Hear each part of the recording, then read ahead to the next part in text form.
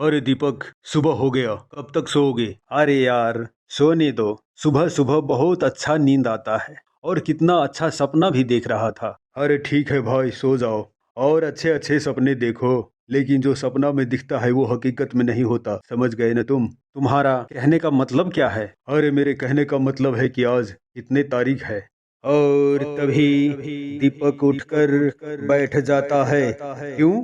आज 5 तारीख है, तुम्हें मालूम नहीं? आज 5 तारीख है और मकान मालिक आएगा पैसे मांगने के लिए, और हमारे पास पैसा नहीं है, कहाँ से ला कर देंगे? अरे यार, तुम चिंता क्यों करता है? आने दो मकान मालिक को, मैं उनसे बात करूंगा, कैसे भी करके उल्लू बना के पठाऊंगा उसे। अरे देखो दीपक, हम लोग मकान मालिक को न जाने कितने सालों से उल्लू बना रहे हैं। अरे हाँ, लेकिन मकान मालिक अगले महीने आया था तो क्या बोला था, तुम्हें मालूम है? अरे हाँ हाँ, मालूम है मालूम है। यही बोला था ना कि भाड़ा नहीं दूंगा तो घर से निकाल देगा। क्यों, उसका बाप का राज चलता है क्या? तभी बाहर से आवाज आता है। अरे दीपक, कहाँ हो तुम? दोनों आदमी बाहर आओ। अरे लगता है मकान मालिक आ गया, उसी का आवाज है। अरे जय, मैं फटाफट कपड़ा लगा लेता हूँ, तुम बाहर चलो मकान मालिक के पास, मैं भी आता हूँ। अरे ठीक है, तुम जल्दी आना, मैं अभी चलता हूँ बाहर मकान मालिक का पास। नमस्ते साहब। नमस्ते से काम नहीं चलेगा। दीपक कहाँ है? बुलाओ उसे बाहर। अभी आ रहा है। आप कुछ चाय पानी लेंगे? अरे मैं चाय पानी घर से ही पीकर आया हूँ। दीपक वहाँ आता है। नमस्ते साहब। नमस्ते से काम नहीं चलेगा। तुम मेरा घर का भाड़ा दो। तुम दोनों मिलकर कितने दिनों से मुझे उल्लू बना रहे हो। मुझे भाड़ा चाहिए, आज का आज। अरे साहब, आप मेरा बात तो सुनिए। मैं तुम्हारा आज कुछ भी नहीं सुनने वाला। तुम घर का किराया दो, नहीं तो घर खाली करो। अरे सेठ जी, मैं तो वही बोल रहा था कि आपको आखिर पैसा देना कितना है घर भाड़ा? और सेठ मन ही मन सोचता है कि आज घर का किराया मिल जाएगा। मैं हिसाब करके घर से लाया हूँ, क्योंकि 3 साल का किराया बाकी है। देखिए साहब, पैसा तो है लेकिन अभी मेरे पास नहीं है। कल सुबह सही टाइम पर आपका पैसा आपके खाते में डाल दूंगा। अरे जय, क्या दीपक सही बोल रहा है? जी साहब। देखो दीपक, मुझे मेरा पैसा चाहिए, वो भी आज का आज। समझ गया ना? आखिर तुम कल पैसा देगा, लेकिन आज क्यों नहीं? अरे साहब, आज संडे है, बैंक बंद है, कहाँ से दूं मैं आपको पैसा? ठीक है ठीक है, कल 10 बजे मेरे खाते में पैसा आना चाहिए, नहीं तो मुझसे बुरा कोई नहीं होगा। मैं अभी चलता हूँ। और तभी मकान मालिक वहां से चला जाता है। अरे दीपक, आखिर कल तुम मकान मालिक को कहाँ से इतना पैसा देगा? अरे तुम चिंता मत करो यार, मेरे पास एक स्कीम है। देखो दीपक, तुम्हारे दिमाग में क्या चल रहा है, मैं कुछ समझा नहीं। अरे जय, सामान पैक करो और गांव जाने की तैयारी करो, क्योंकि कल यदि मकान मालिक को पैसा नहीं मिला तो वैसे भी वो हमें घर से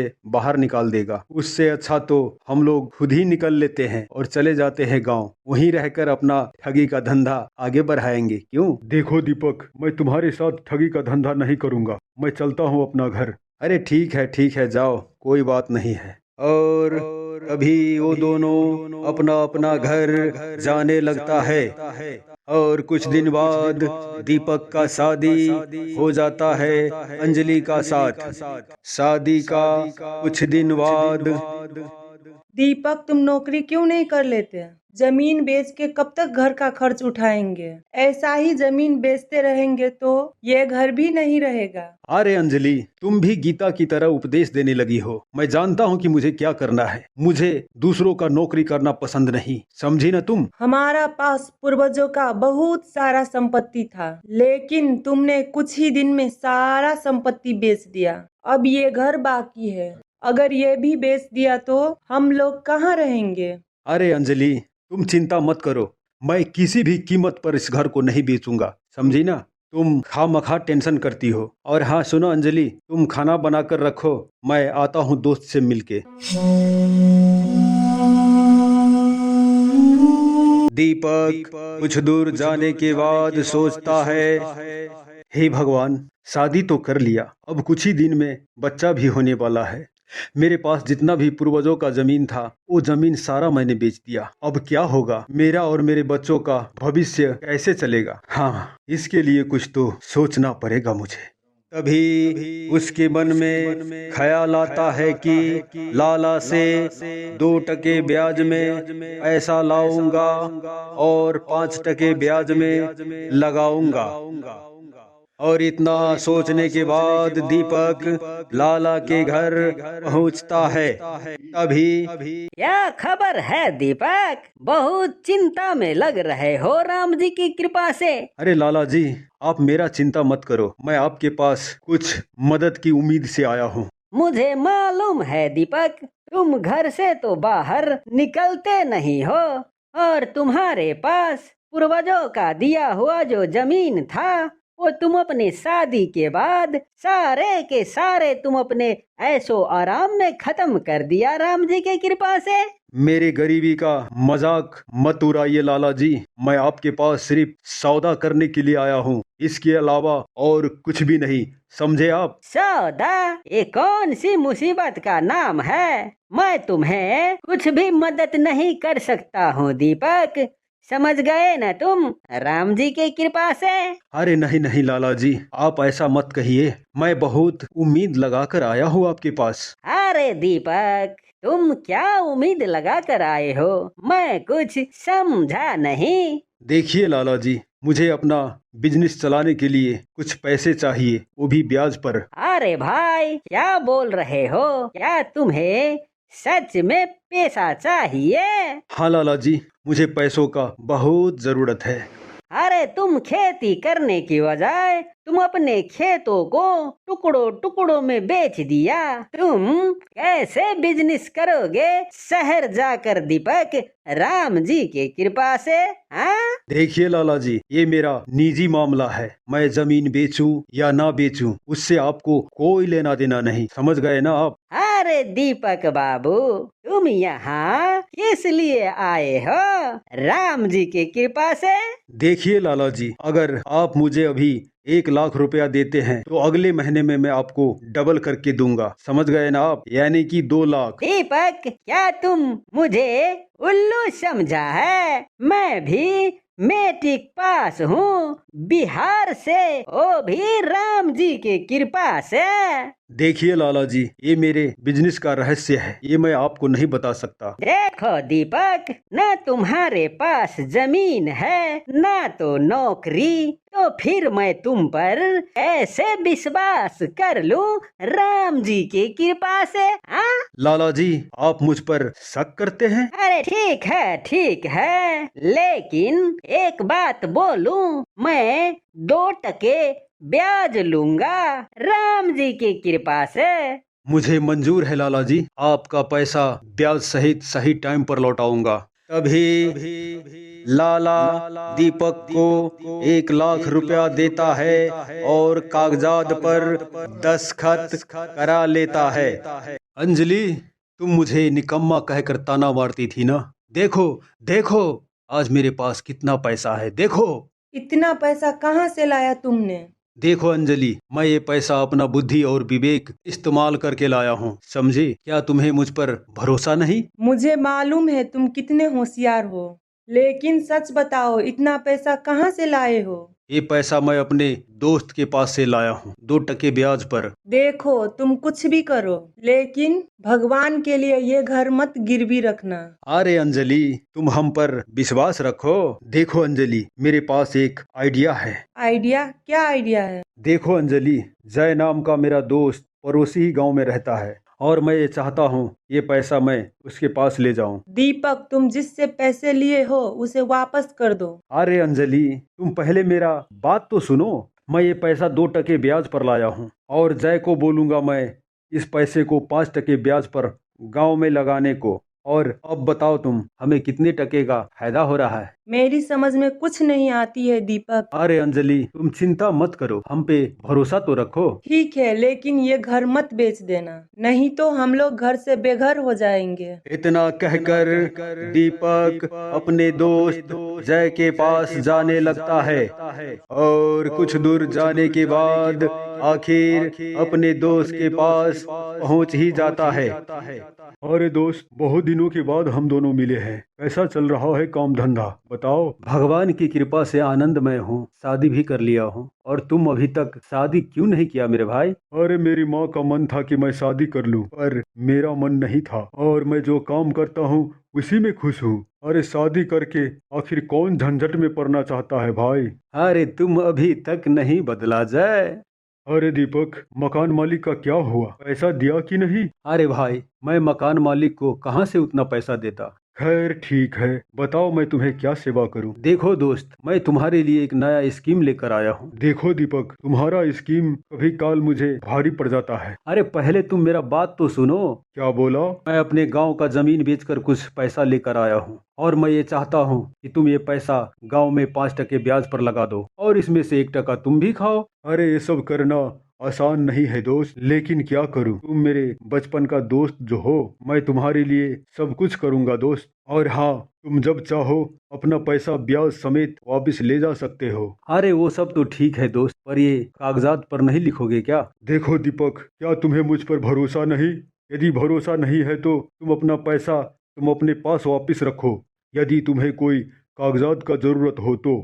अरे नहीं नहीं दोस्त, मैं तो तुमसे मजाक कर रहा था, तुम खामखा टेंशन में पड़ गए। दीपक जय को पैसा देता है और घर की तरफ रवाना हो जाता है। क्या तुम सारा पैसा जय को दिया है? अरे देख लिया ना अंजलि, पैसा कमाने के लिए नौकरी करने की कोई जरूरत नहीं पड़ता। पैसे कमाने के लिए तो दिमाग होना चाहिए, मुझ जैसे शातिर दिमाग, जो बैठे बैठे पैसा कमा सकता है। मैं बहुत दिनों से देख रही हूँ तुम कितने बुद्धिमान हो और तुम्हारा पास कितना दिमाग है। देखो अंजलि, आज के बाद तुम मेरे पास खड़े होकर गीता का उपदेश देना बंद करो। मैं तुम्हारा ये उपदेश सुनना नहीं चाहता हूँ, क्योंकि मेरे पास उतना बुद्धि है और ज्ञान भी, समझ गई ना तुम? कड़ी मेहनत से बचने के लिए मन गढ़ंत कहानियाँ मत सुनाओ। अरे अंजलि, मैं कुछ ही दिन बाद इस गांव का बहुत बड़ा अमीर आदमी बनने वाला हूँ, और इतना सब करते करते 6 माह बीत जाता है, और तभी बाहर से आवाज आता है। दीपक, अरे ओ दीपक, कहाँ हो तुम? कौन? वहीं रुकिए, मैं आ रहा हूँ।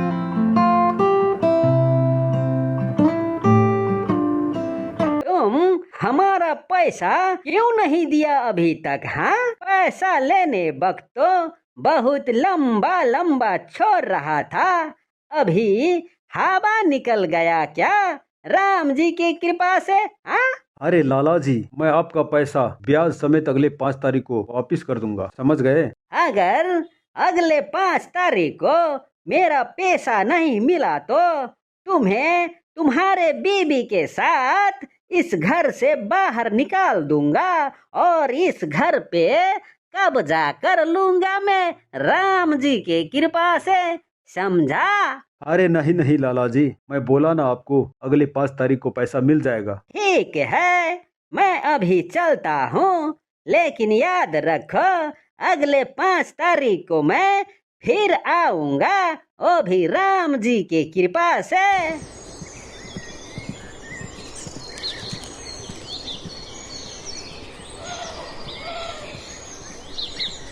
मैं कभी नहीं सोच सकती थी कि तुम इतने बड़े झूठे और फ्रॉड हो। अरे अंजलि, तुम फालतू का टेंशन ले रही हो, समझी ना? तुम बोला था कि पैसा मेरा दोस्त ने दिया है, लेकिन तुमने लाला से पैसा लिया, वो भी घर गिरवी रखकर।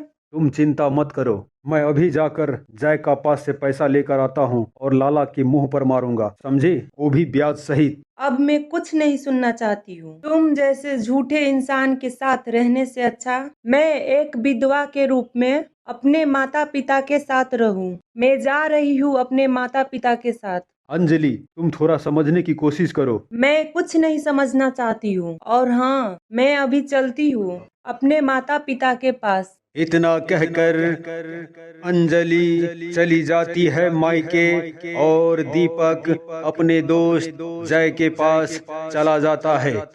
लेकिन जय के घर पर ताला लगा देख दीपक उनके पड़ोसी से पूछता है, अरे भाई साहब सुनिए जरा, आप बताएंगे मुझे कि जय के घर पर ताला क्यों लगा है? अरे देखो भाई, जय के बारे में मुझे कुछ मत पूछो। अरे क्यों, क्या हुआ? अरे जय ने तो तुम जैसे कितने से उधार लिया है और रातों रात फरार हो गया। लगता है उसमें से तुम भी एक हो। जय कहाँ गया होगा, कुछ आइडिया है आपके पास? अरे एक बार बोल दिया ना मैं। तुम जैसे न जाने कितनों को मैंने जवाब देते देते थक चुका हूँ। बेहतर यही होगा कि तुम यहाँ से चले जाओ। दीपक पड़ोसी का बात सुनकर चुपचाप वहाँ से चला आता है और कुछ दूर चलने के बाद अब मैं क्या करूं? बीवी भी घर छोड़कर चली गई मायके और जय भी सारा पैसा लेकर भाग गया। अगले 5 तारीख को लाला आएगा पैसा मांगने के लिए, तो मैं क्या जवाब दूंगा? खैर ठीक है, अभी चलता हूँ घर। अगली सुबह लाला गांव का भर भला आदमी को लेकर दीपक का घर आता है, मुखिया का साथ। देखिए मुखिया जी, मैं सबक सीख गया, मुझे अपने गलती का एहसास हो गया है मुखिया जी। देखो दीपक, तुम बिना मेहनत का पैसा कमाना चाहता था। तुमने न जाने लाला जैसे इतने आदमी का साथ पैसा लिया है, वो भी धोखा देकर, और तुम्हारे दोस्तों ने तुम्हारे साथ भी वैसा ही किया है। तुमको मालूम है दीपक, एक कहावत है, जो जैसा करेगा वैसा ही भरेगा। समझ गया न तुम? देखिए मुखिया जी, मैं समझ गया। आज के बाद पैसों के लिए किसी भी आदमी को मैं धोखा नहीं दूंगा। मेहनत और मजदूरी करके अपना घर चलाऊंगा, वो भी ईमानदारी के साथ। नाम तो इसका बहुत अच्छा दीपक है, जो उजाला देता है, पर इसका काम देखो अंधेरे की तरह काला है। राम जी की कृपा से। लाला जी, एक बात मालूम है आपको, जब नसीब खराब हो तो ऊंट पर चढ़ा आदमी को भी कुत्ता काट लेता है। समझ गए ना आप? देखो भाई, तुम्हें खुजली वाले कुत्ता काटे या कुछ और काटे, मुझे उससे कोई लेना देना नहीं है। तुम अभी की अभी ये घर खाली कर दो, राम जी की कृपा से। मैं मुखिया जी को साक्षी रख कर घर खाली कर रहा हूँ, लेकिन एक बात याद रखिए, जिस दिन मैं पैसा लेकर लौटूंगा उस दिन ये घर मुझे वापस करना होगा आपको। हाँ, रुको तो सही, पहले इस चैनल को लाइक तो कर दीजिए, और हाँ, सब्सक्राइब भी कर दीजिए, और बेल आइकन को दबाना ना भूलिएगा, क्योंकि बेल आइकन को दबाने से हमारा वीडियो का नोटिफिकेशन आपके पास पहुंच जाएगा राम जी की कृपा से। ठीक है दीपक, तुम जा सकते हो अभी, राम जी की कृपा से। और दीपक वहां से जाने लगता है कहीं और काम के तलाश में।